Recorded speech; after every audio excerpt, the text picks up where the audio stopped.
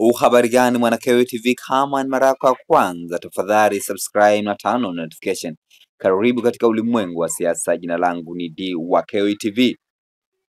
Chama cha Demokrasia na Maendeleo Chadema kupitia majukwaa ya mitandao ya kijamii inatoa taarifa kuhusiana na kile ambacho kinaendelea pale Kisutu, ambapo viongozi mbalimbali wa chama hicho cha Chadema akiwemo makamu mwenyekiti wa Tanganyika ambaye anafahamika kama John Heche akiwa pamoja na kaimu naibu katibu mkuu ambaye ni Amani Golugwa, ambapo wameweza kufika mahakamani mahakama ya hakimu mkazi Kisutu.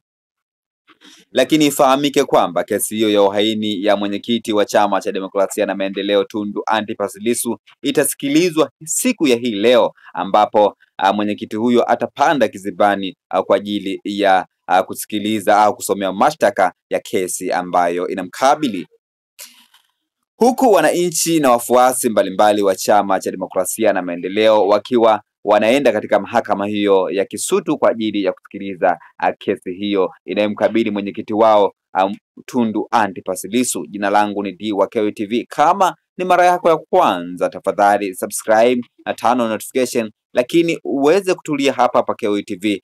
Tutakupa updates zote ambazo zitakuwa zinaendelea katika mahakama ya mkazi Kisutu. Bye bye, tukutane wakati ujao katika ulimwengu wa siasa.